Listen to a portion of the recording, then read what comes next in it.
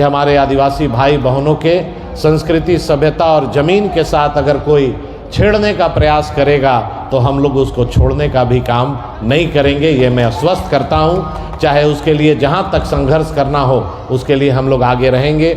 और ज़्यादा लिए जिम्मा मिला है, माननीय मंत्री जी का फ्लाइट है और अतिथियों को जाना है।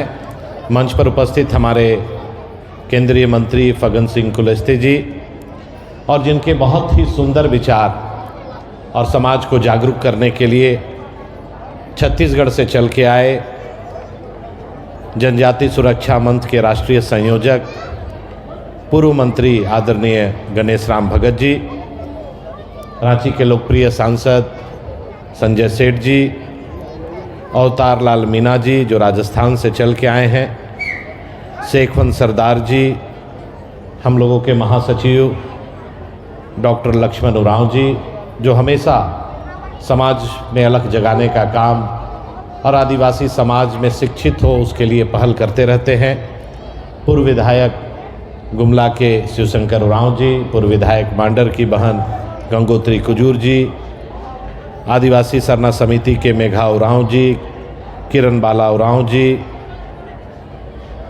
और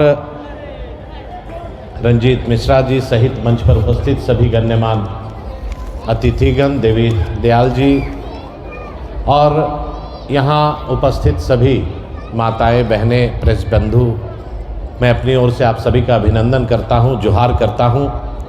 और सबसे पहले केंद्रीय मंत्री जी को और गणेश जी को बहुत बहुत साधुवाद देता हूँ कि आपने अपना बहुमूल्य समय निकाल कर यहाँ आए और मंत्री जी ने केंद्र सरकार के द्वारा आदरणीय देश के यशस्वी प्रधानमंत्री नरेंद्र मोदी जी के द्वारा आदिवासी समाज, जनजाति समाज के विकास को लेकर, बिरसा मुंडा जी से लेकर जनजाति गौरव दिवस से लेकर शिक्षा के क्षेत्र में सरकार क्या काम कर रही है, विस्तृत चर्चा की। और हम लोगों के अभिभावक छत्तीसगढ़ से चल के आए और उन्होंने बताया कि कार्तिक बाबू के सपने को आगे कैसे हम लोगों को बढ़ाना है। और उन्होंने जो संघर्ष शुरुआत की थी और एक एक नौजवान उस संघर्ष को अब आगे बढ़ाने का जिम्मेवारी ले, क्योंकि हमारी संस्कृति, हमारी सभ्यता, हमारा गीत, हमारा नृत्य, हमारा रहन सहन, खान पीन जब तक नहीं बचेगा तब तक हमारा समाज नहीं बचेगा। हम लोगों को सजग करने की बात को रखा।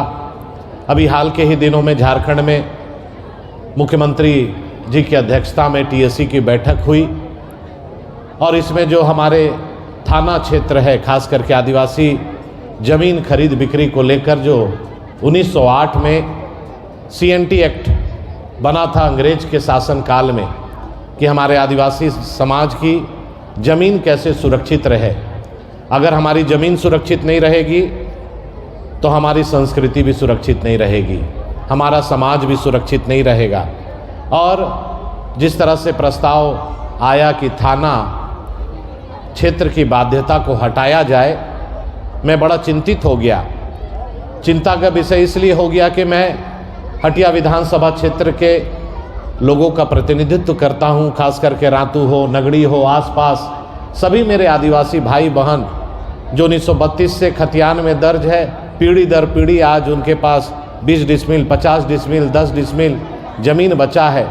और चंद पूंजीपति लोग, पूरे झारखंड के लोग अगर यहाँ पर ज़मीन खरीदना शुरुआत कर देंगे और उनको खुला छूट दिया जाएगा तो मेरे आदिवासी यहाँ से विलुप्त हो जाएंगे। ये चिंता हमको रात भर सताते रही।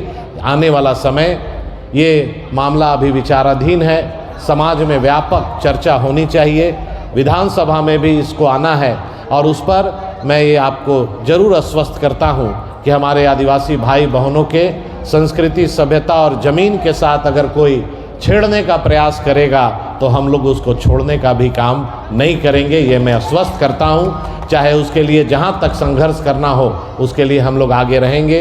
और ज़्यादा विचार देना नहीं है, धन्यवाद देना है। मैं अपनी ओर से अतिथियों को बहुत बहुत साधुवाद, धन्यवाद देता हूं और आशा करता हूं कि समय समय पर आप लोगों का मार्गदर्शन हम लोगों को मिलता रहेगा। ताकि समाज संघर्ष करे, अपने पैर पर खड़ा हो, अपनी संस्कृति, सभ्यता और अपनी रक्षा खुद कर सके। आप सबों को बहुत बहुत धन्यवाद। जोहार, नमस्कार।